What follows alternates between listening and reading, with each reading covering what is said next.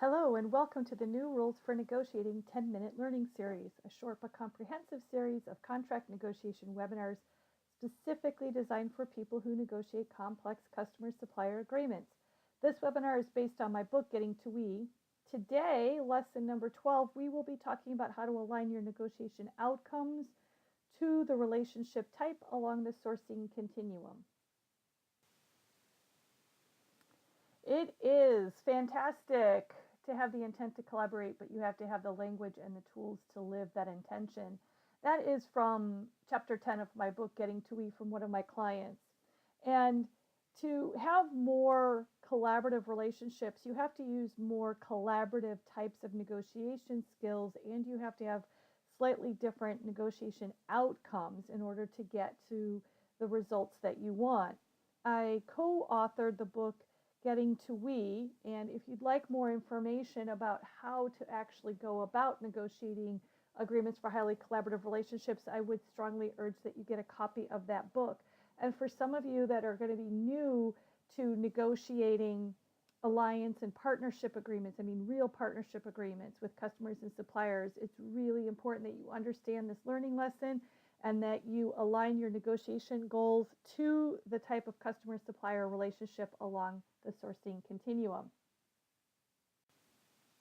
Hello, and for those of you who don't know, I am Jeanette Neiden. I am the author and or co-author of 3 books, including Getting to We, Vested Outsourcing, and Negotiation Rules.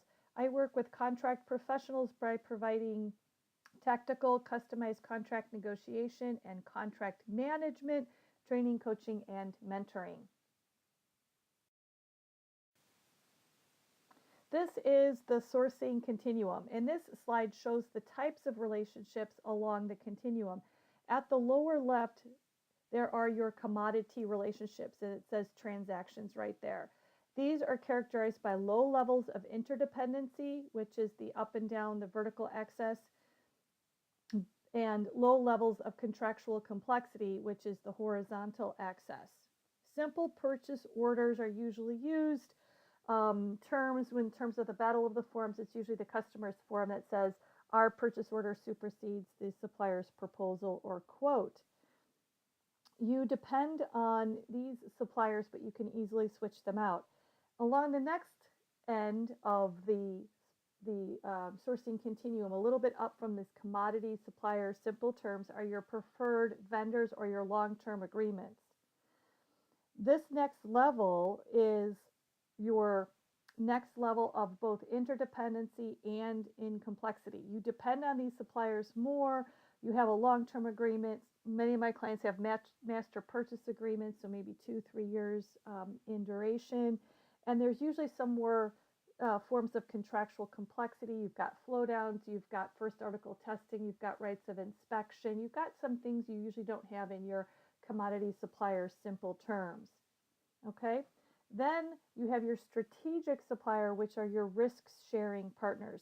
So these tend to get called your strategic suppliers, partners. They may not actually be treated as partnerships, though. These relationships really tend to share the risk of performance. In other words, the supplier signs up to share the risk from the buying company and to perform according to usually its customers' requests. So these are usually your flow downs. So for example, I work in aerospace. So one of my clients' customers might be Boeing. So Boeing would flow down requirements to my customer. My customer would then flow down those requirements to its suppliers. And in that risk sharing, the supplier is signing up to perform according to Boeing's requirements and sharing through all kinds of liquidated damage clauses and other kinds of penalties in the risk of not performing according to Boeing's specifications. These relationships can also share some rewards. In other words, there can also be bonuses for certain kinds of performance or exceeding performance. An alliance partner is a risk revenue sharing agreement for sure. So in these kinds of alliance partnerships, the relationships are really based on sharing risks and rewards. So if a supplier helps a customer succeed in winning a long-term agreement with the customer's customer, then the supplier will get some sort of a financial benefit, maybe an award or a bonus or something of that nature. So in other words, if my client wins a very large and substantial contract with Boeing as a result of pairing up with its supplier to go to bid on a particular project together, the supplier not only wins the project, but sometimes there'll also be some other sort of financial upside as a result of going to market together in terms of either a direct bonus from my client or an increase in market share in general. And then finally, the most interdependent and the most legally complex relationship are legal joint ventures according to US-based law. And many companies have some form of a joint venture that I'm aware of, at least at the place where I tend to train and work. So in order to realize the total deal value, the negotiation teams should look at the entire spectrum of the transaction types from commodity all the way up to joint venture. For the more interdependent and complex relationships, the negotiation team must invest time, energy, and resources in developing the relationship with their counterpart and with the organizations in order to maximize outcomes. So I have seen so many times where, people want integrated service relationships with their suppliers. They want to have that alliance, but they don't invest the time, energy, and effort. They treat it like it's a transaction. There's no governance, there's no metrics, it's poorly negotiated, there's no cultural alignment, there's no relationship developing, at least on a cordial, civil, business-like way, so that when you start hitting bumps, and there's always bumps in the road at some point, there's no relationship to sustain that bump and to get the parties over the problem and into the greener pastures, if you will. As the relationships also become more interdependent, they become more contractually complex. But the beauty is that contractual complexity and interdependency can very much contribute to better outcomes. And this is truly what I've seen in negotiating some of the vested outsourcing agreements that I had the privilege of helping to negotiate many years ago.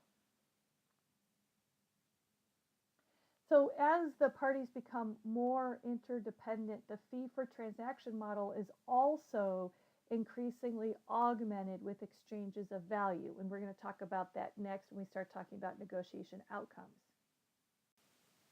Okay, so now on to matching the outcomes. So we've talked about what the sourcing continuum looks like. Now let's start matching outcomes to the relationship type.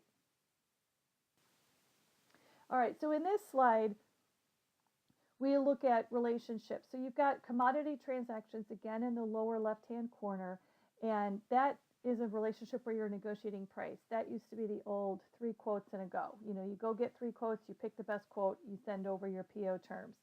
And so you're really talking about price, and delivery is really kind of assumed. It's like with the quote, we can deliver 1,000 parts by Friday, something like that.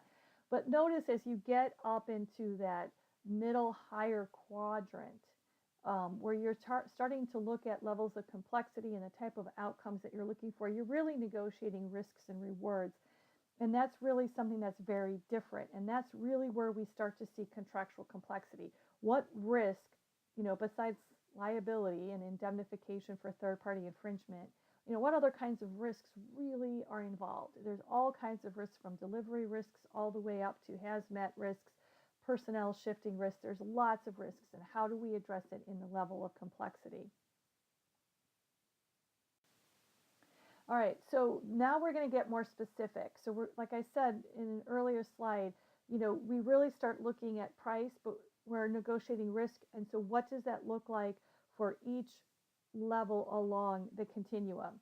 So this diagram shows the relationship between the negotiation and contract outcomes. So at the transaction level, the commodity level, you have a zero-sum outcome. Again, just price. There are no real terms and conditions at issue. But the next level is still a zero-sum game with some simple terms and conditions. And that's where it says negotiate price, zero-sum, simple T's and C's.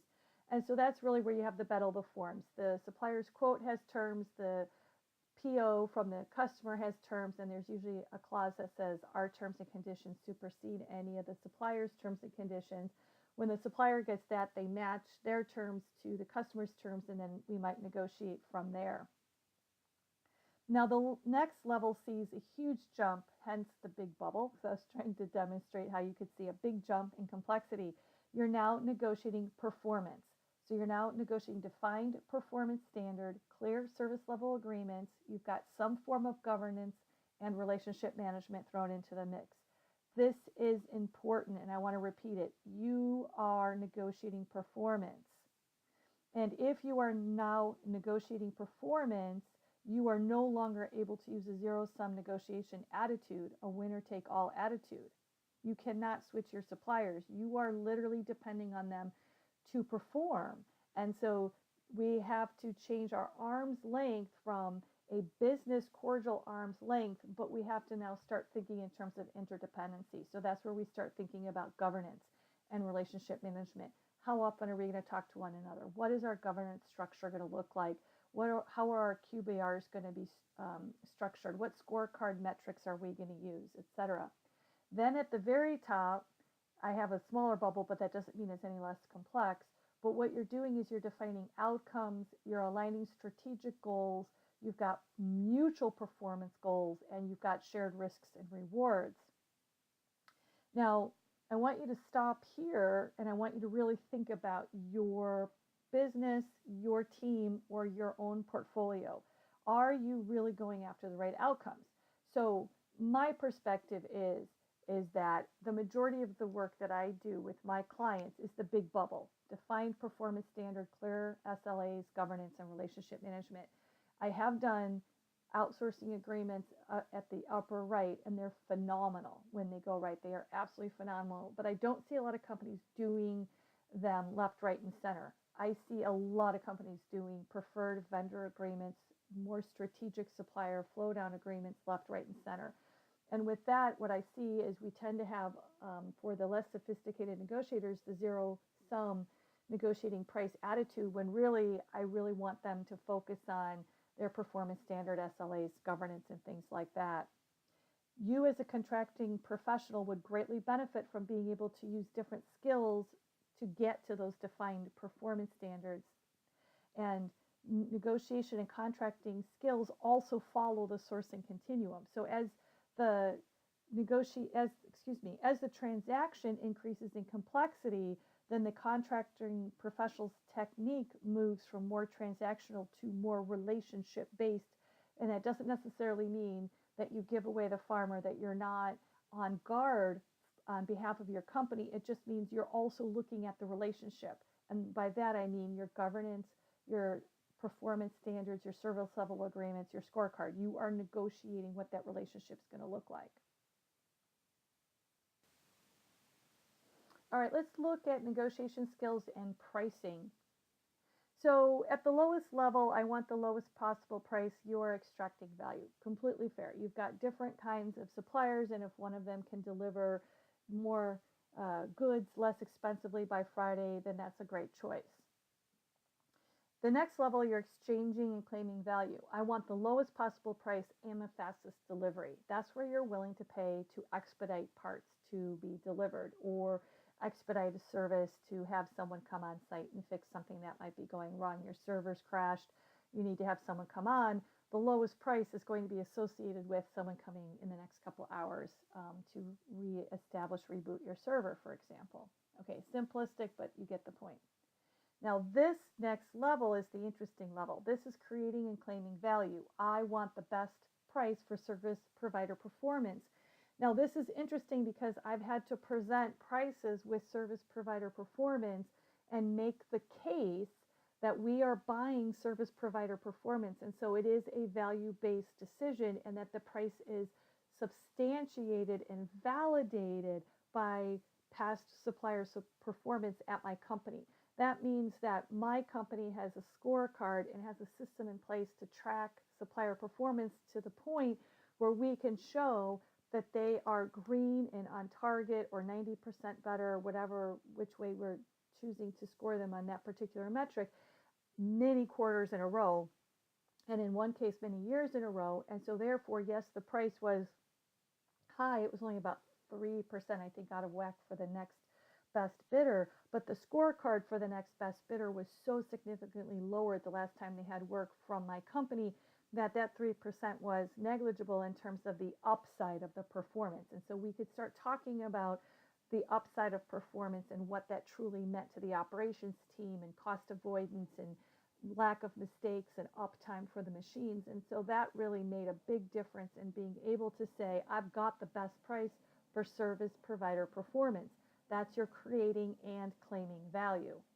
Then up here at the very top, when you negotiate your vested outsourcing agreements, you're creating a creative value allocation system where we are creating and sharing value from innovation.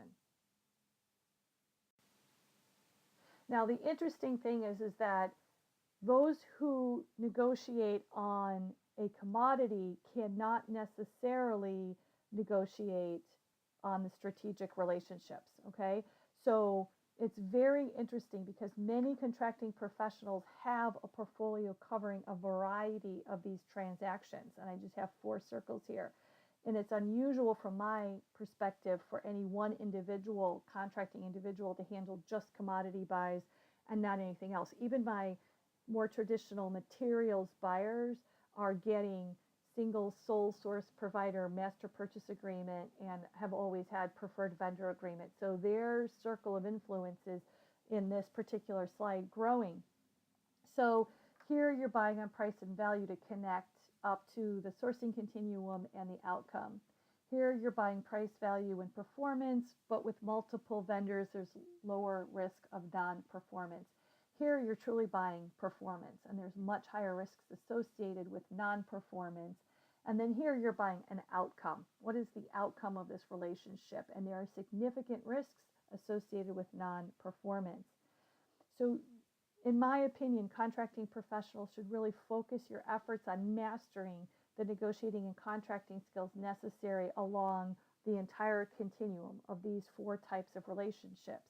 And if you can successfully structure and negotiate a strategic relationship, you can absolutely do a commodity purchase, not a problem. But if you are only comfortable doing commodity purchases or even preferred vendor purchases, then you'll need to adopt a new style, a more cooperative style that is still cordial, professional, and distant, but not as arm's length in order to get that performance that you're looking for from sole single providers and from your strategic relationships. If you'd like to learn more, please email me. I have a lot of information for you on how to improve your negotiation skills and also how to negotiate along the sourcing continuum. And for those of you who are listening in December of 2017, please have a happy, wonderful, and safe holiday season.